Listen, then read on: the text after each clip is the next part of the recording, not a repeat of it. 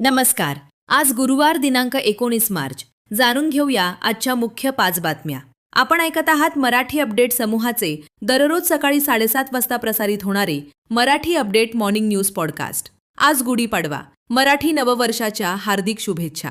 नांदेड ग्रंथोत्सव दिनांक 14 व 15 मार्च रोजी उत्साहात पार पडला असून साहित्यिक कार्यक्रमांच्या मेजवानीसोबतच पुस्तकांच्या स्टॉल्समुळे वाचकांना मोठा लाभ मिळाला आहे. या ग्रंथोत्सवात वाचकांनी उत्स्फूर्त प्रतिसाद देत विक्रमी खरेदी केली असून सुमारे 10 लाख रुपयांची ग्रंथविक्री झाल्याची नोंद झाली आहे.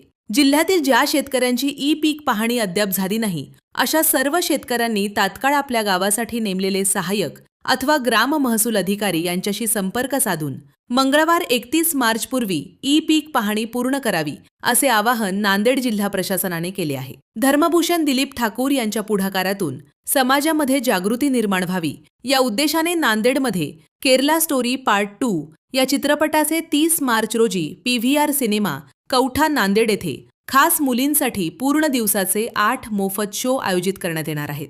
या उपक्रमाला स्थानिक स्तरावर मोठा प्रतिसाद मिळत असून अनेक दाते पुढे सरसावल्याचे कळवण्यात आले आहे. संशोधन प्रक्रियेत येणारे मानसिक दडपण आणि वेगवान जीवनशैलीमुळे वाढणारा ताण यावर प्रभावी उपाय सुचवण्यासाठी स्वामी रामानंद तीर्थ मराठवाडा विद्यापीठाच्या नवउन्मेषण व उपक्रम विभागाच्या वतीने विशेष व्याख्यानाचे आयोजन करण्यात आले होते. डॉक्टर शंकरराव चव्हाण शासकीय वैद्यकीय महाविद्यालयाचे मानसोपचार तज्ज्ञ डॉक्टर उमेश उषा आत्राम हे प्रमुख मार्गदर्शक म्हणून यावेळी उपस्थित होते. श्री गुरु गोबिंदसिंगजी शासकीय औद्योगिक प्रशिक्षण संस्था नांदेड येथे राष्ट्रीय सेवा योजनेमार्फत आयोजित विशेष निवासी श्रमसंस्कार शिबिर 11 ते 16 मार्च या कालावधीत उत्साहात पार पडले. शिबिरादरम्यान ग्रामस्वच्छता, रस्ते दुरुस्ती, साक्षरतेचे महत्त्व, आरोग्य शिबिर, वृक्षारोपण, पेंटिंग, वायरिंग, नळकाम तसेच विविध सांस्कृतिक कार्यक्रम अशा उपक्रमांचे आयोजन करण्यात आले होते. दररोज सकाळी 7:30 वाजता Marathi update morning news podcast ऐकण्यासाठी मराठी अपडेट पॉडकास्ट YouTube चॅनलला सबस्क्राईब करा. धन्यवाद.